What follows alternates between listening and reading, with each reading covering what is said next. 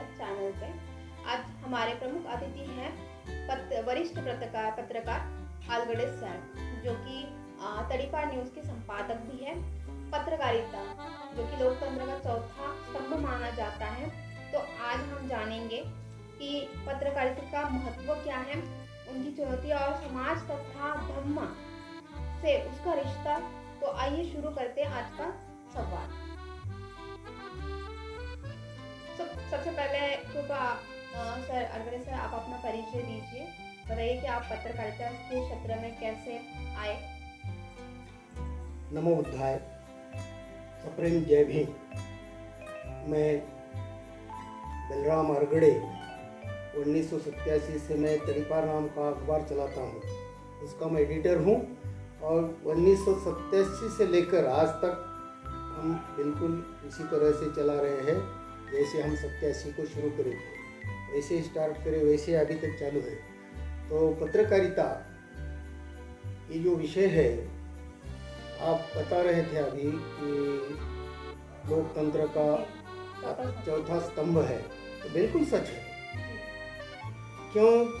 जो राज करता है, राजकर्ताओं के ऊपर अंकुश लगाने का काम सही पत्रकारिता कर सकती है। इस उद्देश्य से हम प्रेरित होकर पत्रकारिता में आए हैं कि जो कि पीड़ितों को हम न्याय दिला सके, उसके लिए ये बहुत प्रभावी माध्यम है पत्रकारिता। इसलिए हम पत्रकारिता की तरफ पिछले 40 साल से इस पत्रकारिता में हैं और लोकतंत्र को ध्यान में रखते हुए हम लोगों की सेवा करते आए हैं, पीड़ितों को न्याय दिलाते आए हैं। आज तक बहुत से लोगों को हमने न्याय दिलाया है।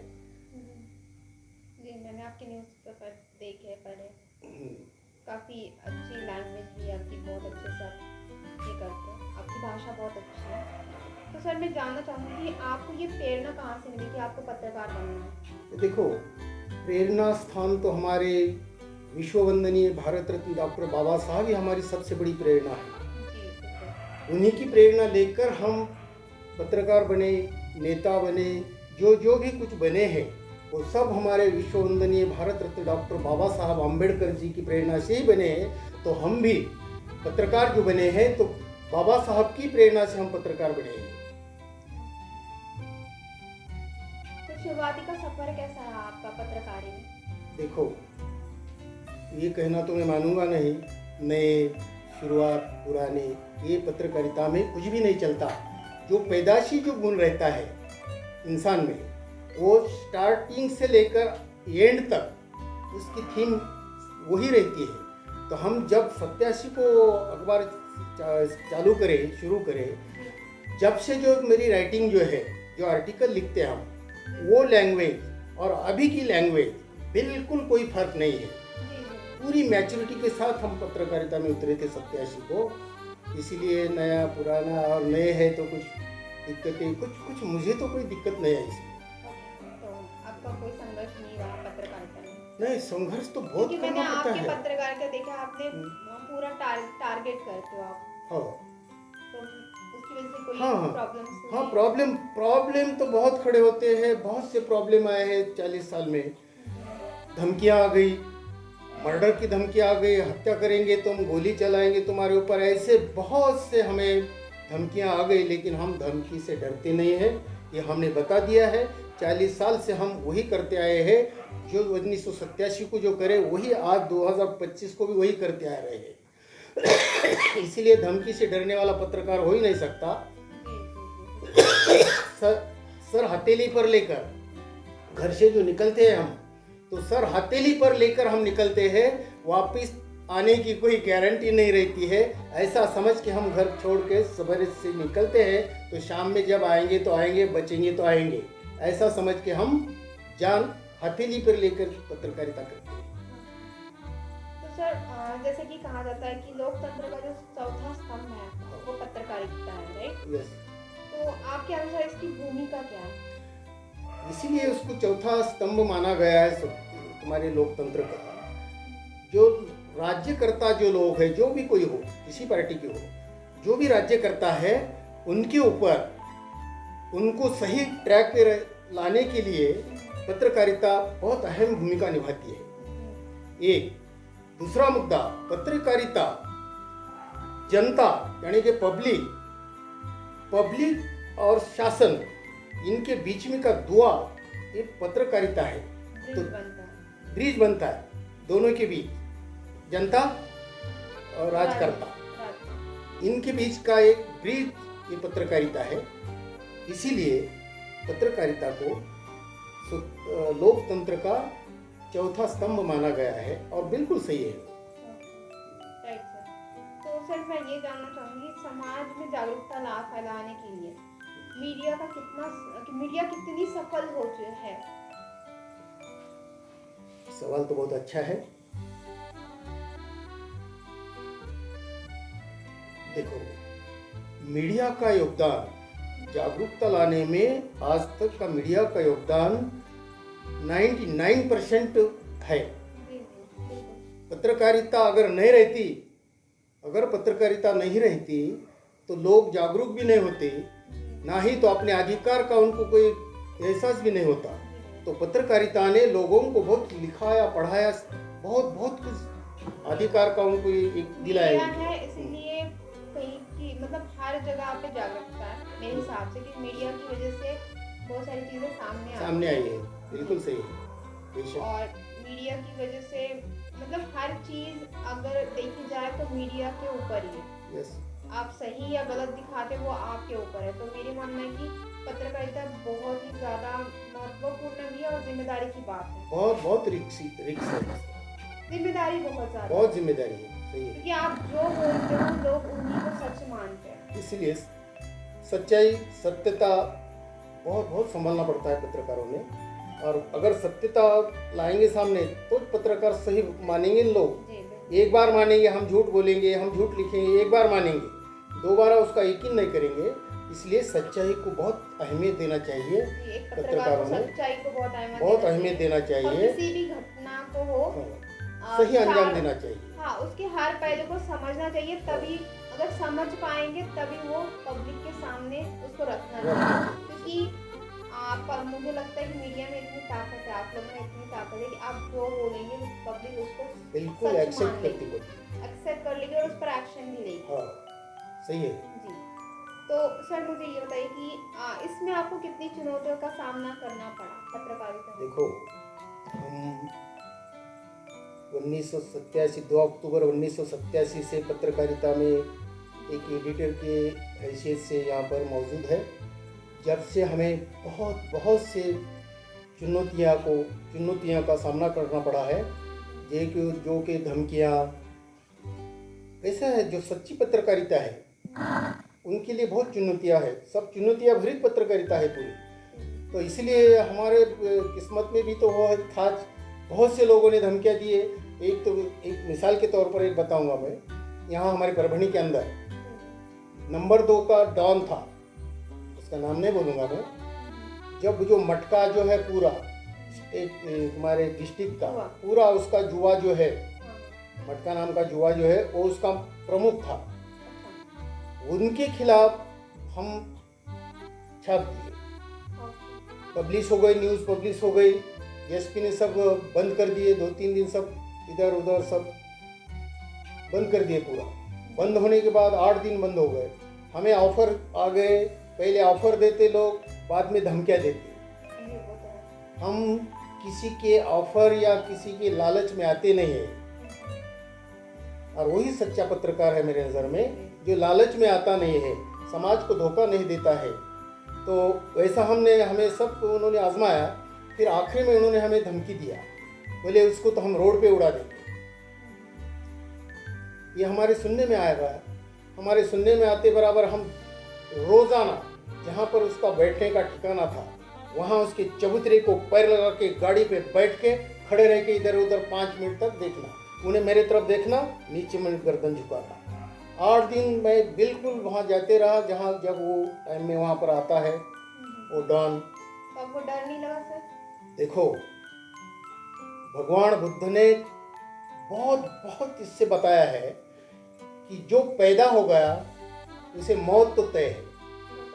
फिर मौत से जो डरता है वो जिंदा होकर भी मरे जैसा होता है। तो इसीलिए हम मौत से डरते नहीं, और जो मौत से डरते हैं उन्होंने पत्रकारिता में आना भी नहीं। इसलिए हम मौत से डरते नहीं हैं, मौत का खौफ लगता नहीं है, सिर्फ सच्चाई से हम डरते हैं। तो ऐसी बात है। तो उन्हें हमारा कुछ भी नहीं बिगाड़ सका, आज तक भी नहीं ये कर सका। उसको 20 साल पहले की बात है। वैसे अभी हम 2 केस मेरे ऊपर दर्ज किया, जो कि पब्लिक के खिलाफ उन्हें जो डिसीजन पावर थे, वो प्रधान सचिव थे एक सामाजिक न्याय विभाग के। उन्होंने जो SC ST के बच्चे जो है, उनके जो फंड्स रहते, जो विद्या वेतन जो रहता है, वो सब उन्हें बंद कर दिया था। और वो बंद करने के बाद उन्हें खुद के बेटे को 2 करोड़ रुपए दे के बाहर कंट्री में भेज दिया, स्कॉलरशिप स्पेशल GR निकाल के। तो वो सब एविडेंस हमारे पास आ गए।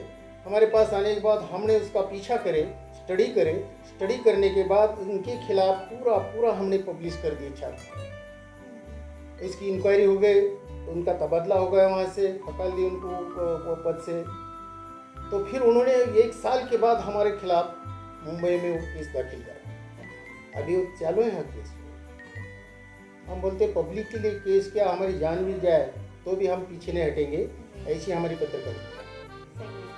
यही होना चाहिए पत्रकार का, यही क्या बोलते हैं, कर्तव्य यही है पत्रकार। तो सर मैं ये जानना चाहूँगी कि बौद्ध धर्म सत्य और करुणा पर आधारित है, राइट? क्या पत्रकारिता में भी इन मूल्यों को भी की आवश्यकता है? देखो, पत्रकारिता ही उन्हीं मूल्य के ऊपर आधारित है जो बौद्ध धर्म में जो है, शांति, करुणा, ये मूल्य जो है, यही पत्रकारिता का बेस है। यही बेस पे पत्रकारिता है, सच्ची पत्रकारिता। मैं सच्ची ये लफ्ज वापरता हूँ हमेशा। सच्ची पत्रकारिता जो है वो बौद्ध धर्म के ही तत्वों के अनुसार पत्रकारिता करनी चाहिए, ताकि लोग तुम्हारे ऊपर भरोसा करें और भरोसे से तुम्हारे पास आकर तुम्हें बता दे कि हमारे पास ऐसा होगा, हमें अन्याय होगा, ये निवारण करने के लिए तुम कर सकते। ऐसा यकीन दिलाना ही यही तत्वों से दे सकते हैं। तो मैं ये जानना चाहूँगी, अगर पत्रकार धम्म के सिद्धांतों का पालन करे तो खबरें और मीडिया की दिशा किस तरह बदल जाएगी? ऐसे बहुत से पत्रकार जो है हमारे इंडिया में यही तत्वों का अनुसरण करते हैं, इसीलिए पत्रकारिता बहुत पावरफुल है। और जो नहीं करते, जो कुछ 10% 20% तक के जो पत्रकार है, वो तो पत्रकार हम मानते नहीं। जो खुद के मफाद के लिए काम करते हैं, खुद के मफाद के लिए उस अखबार का, उस पत्रिका का यूज़ करते हैं, वो तो हम पत्रकार नहीं मानते। पत्रकारिता ये एक रोजी रोटी का साधन नहीं है। पत्रकारिता एक माध्यम है, परिवर्तन का एक बहुत प्रभावी माध्यम है पत्रकारिता। तो हम माध्यम समझकर पत्रकारिता में है, इसलिए पत्रकारिता बहुत पावरफुल है। और क्या कहा आपने अभी? मतलब सर, धम्म के सिद्धांतों का पालन करेंगे तो धम्म किस तरह मीडिया की दिशा किस तरह बदल सकती है, ये बता। हर पत्रकारों ने अगर धम्म के तत्व के अनुसार अगर पत्रकारिता करते हैं तो बिल्कुल बेशक पत्रकारिता का रूप और इससे बहुत अलग रहता था। तो सर, वर्तमान समय में मीडिया और पत्रकारिता में निष्पक्षता बनाए रखना कितना कठिन है? ये तो पत्रकारिता का मुख्य अंग है। बहुत अच्छा सवाल किया आपने। देखो, पत्रकारिता आप जो बोल रहे हैं अभी बहुत दोषपूर्ण है सर। इसमें दोषपूर्ण बहुत नहीं है, प्रमाण है। उसमें भी 20-30% वैसे है जो आप बोल रहे हैं, लेकिन 60% कम से कम 60% तो भी जो बौद्ध धर्म के तत्वों के अनुसार पत्रकारिता करते हैं। इसीलिए पत्रकारिता का महत्व जो है वो अभी भी कायम है। सर, आप जैसे कुछ पत्रकार हैं जो कि डेफिनेटली बौद्ध धर्म के तत्वों पर आधारित करते हैं, सत्य का मार्ग चुनते हैं, बट अभी आपने देखा होगा मीडिया में जो ज़्यादा है ना, तो ज़्यादा जो खबरें होनी चाहिए वो खबरें नहीं होती है, चटपटी न्यूज़ ज़्यादा चलती है। वो जो इलेक्ट्रॉनिक मीडिया जो है, प्रिंट मीडिया से बहुत भंकस भंकस पत्रकारिता करते हैं, ऐसा मेरा एलिगेशन है और सच्चाई भी है। इलेक्ट्रॉनिक मीडिया और जो प्रिंट मीडिया जो है, प्रिंट मीडिया बिल्कुल सत्य के ऊपर आधारित ही पत्रकारिता करते हैं, सत्यताएं बताते हैं, उसी घटना का पूरा स्टडी करे बगैर वो पब्लिश नहीं करते। लेकिन ये तुम्हारे इलेक्ट्रॉनिक मीडिया वाले जो है वो बिल्कुल कुछ देखते नहीं, कुछ स्टडी करते नहीं, कुछ नहीं भंपकबाजी करके ठोक देते। तो इससे लोगों का विश्वास जो है वो मीडिया के ऊपर से डगमगाया है, टूटा है। इसलिए उन्हीं को भी हम एक सलाह देंगे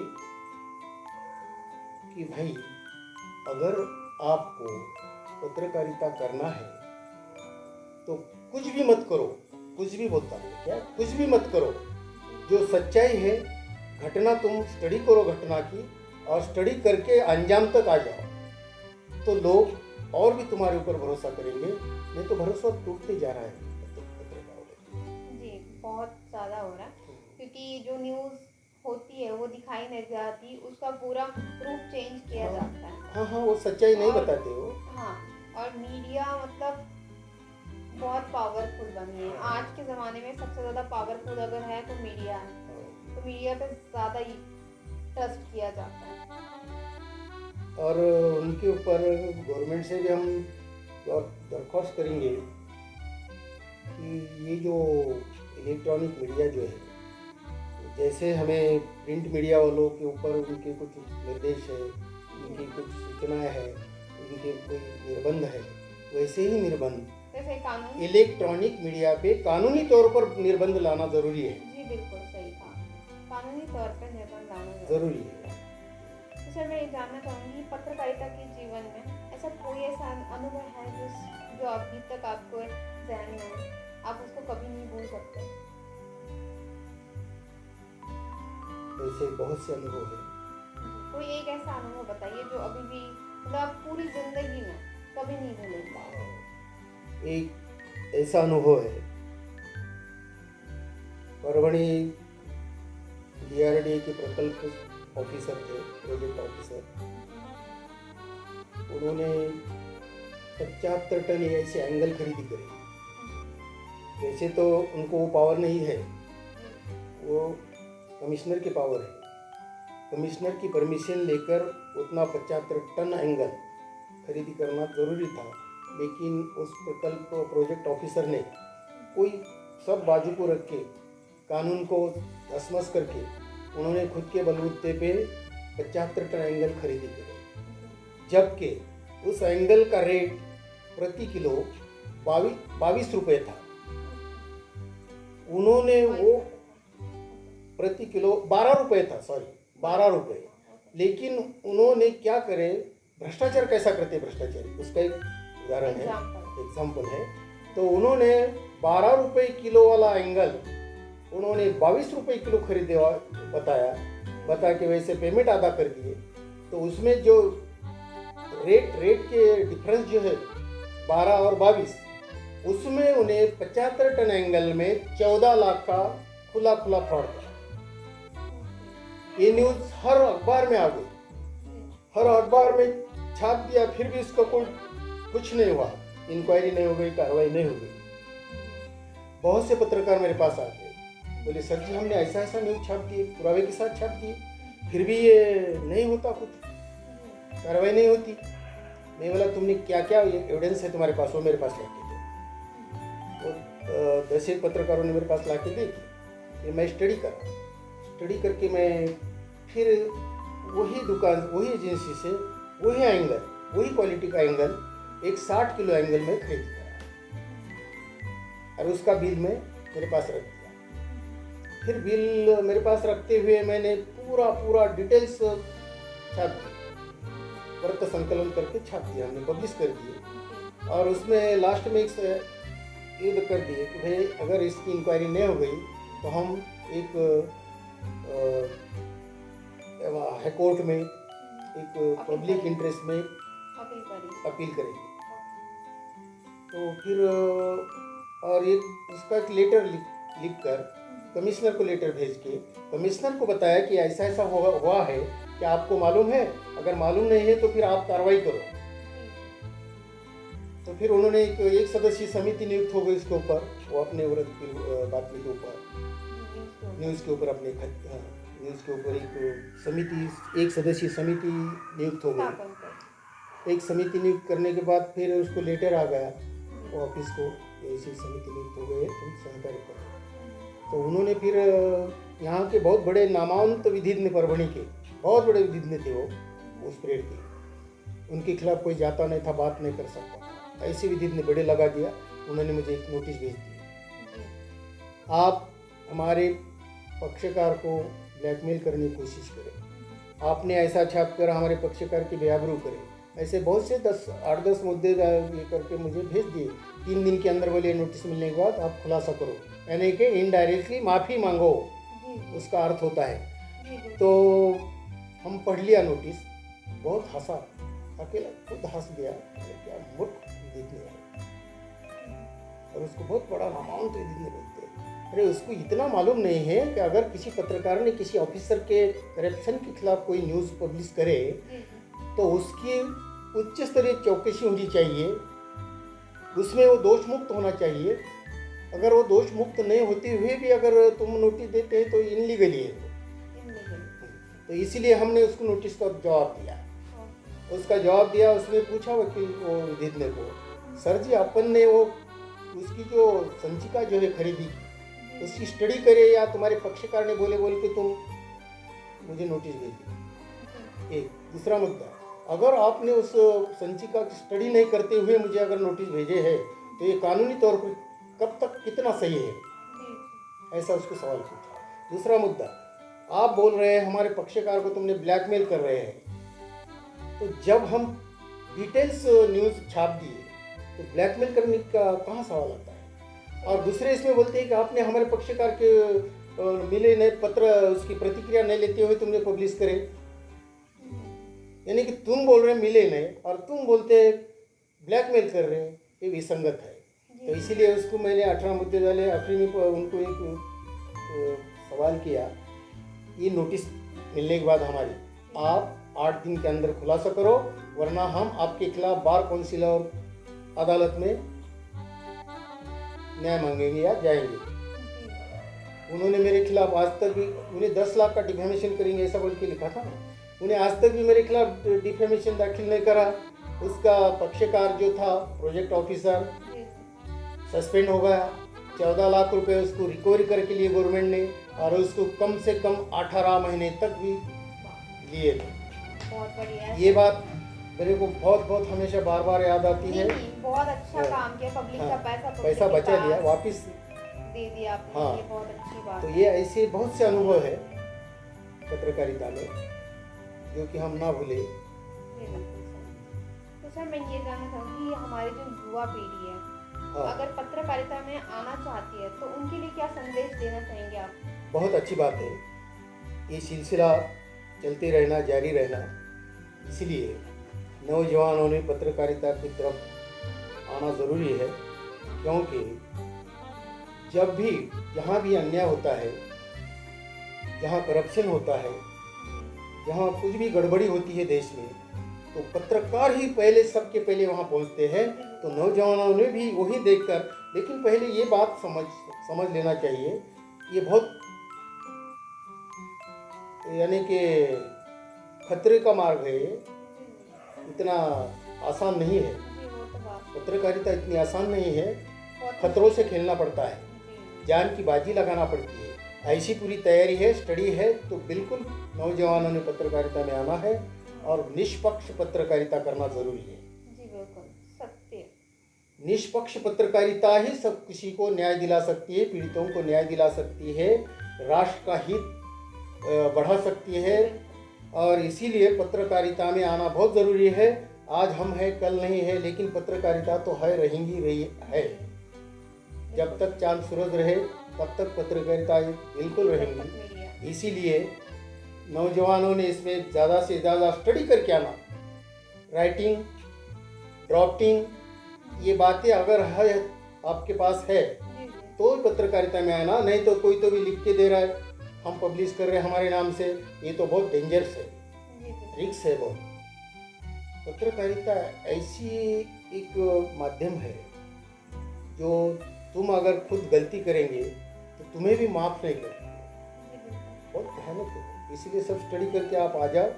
नौजवानों को हम बोलेंगे आप बिल्कुल आइए, जी बहुत अच्छा है। पूरी तरह से तैयारी करके आइए और पूरी ये तैयारी करके आओ। जी और ये हमें और ये भी बात है इसमें, जी तुम अगर उसी को रोजी रोटी का साधन समझ कर आएंगे तो वो रोजी रोटी का साधन मत बनाओ उसको, फिर वो पत्रकारिता नहीं है। बिल्कुल तुम उसको परिवर्तन का प्रभावी माध्यम समझकर अगर पत्रकारिता करते हैं तो पत्रकारिता में आपका स्वागत है।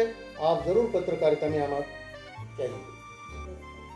डेफिनेटली ये बात तो सही है कि अगर आपको परिवर्तन चाहिए तो आप पत्रकारिता मीडिया में आ जाइए, क्योंकि वहाँ से बहुत अच्छे से आप परिवर्तन कर सकते हैं। जी तो सर मुझे ये बताइए कि समाज और धर्म के लिए आप पत्रकार किस तरह सकारात्मक योगदान दे सकते हैं? पत्रकार एक ऐसा शख्स है, वो चाहे तो किसी को उठाना है, किसी को गिराना है, ये सब पत्रकार कर सकता है। एक रात में ही जी उसको ऊपर भी चढ़ा सकते हैं, और नीचे उसको नीचे भी गिरा सकते हैं। वैसे धम्म है या और कुछ है, समाज है, सबका भला भी कर सकते हैं पत्रकार और बुराई भी कर सकते हैं। इसलिए पत्रकारों ने बुरा नहीं करना, जी जी सच्चाई का मार्ग अपनाना, जी और जो होता है उतना अपने से। जो है वो अगर दिखाएंगे सच्चाई के साथ तो मुझे लगता है काफ़ी काफ़ी लोगों को, काफ़ी मतलब जो भी हमारी पब्लिक है उनको बहुत ज़्यादा नॉलेज मिलेगा और सही Yes. न्यूज़ देना मतलब Yes, yes, आपका yes. कर्तव्य है। बट बहुत सारे पत्रकार इसी चीज़ से ना कहीं ना कहीं भटक जाते हैं। नहीं, वो तो बात ऐसी है, बहुत से जो हम तो उन्हें पत्रकार ही नहीं मानते, उनको पत्रकार मानना भी तो गलत है। उनको क्या समझेंगे, वो एक क्या बोलेंगे उसको, बिजनेसमैन बोलेंगे। जी बिल्कुल जी लेकिन पत्रकारिता बिजनेस नहीं है। जी बिल्कुल तो वैसे तो हम पत्रकार मानते हैं नहीं, उनको बिजनेसमैन समझते हैं। जी डेफिनेटली सर। जो हम बोलते हैं कि पत्रकारिता मीडिया ये लोकतंत्र का चौथा स्तंभ है, ये क्यों है आज हमने जाना है, समझा है राइट। तो मैं सबसे पहले आपका बहुत बहुत धन्यवाद कहूँगी कि आपने विचार अपने खुद के विचार अनुभव यहाँ पे हमारे साथ साझा किए, इसके लिए आपका बहुत बहुत शुक्रिया। और अभी का स्वागत करते हैं। तो मैं सभी मित्रों से यही कहूँगी, अगर आपको ये संवाद अच्छा लगा है तो आप हमारे चैनल को सब्सक्राइब ज़रूर करना और इस वीडियो को आप जितने लोगों तक शेयर कर सकते हो उतने तक शेयर कीजिए और वीडियो को लाइक करें। और ऐसी वीडियो देखने के लिए और ऐसे ही अच्छे अच्छे इंटरव्यू देखने के लिए आप हमारे चैनल से जुड़े रहिए। धन्यवाद। नमो बुद्धाय, जय भीम। नमो बुद्धाय, जय भीम।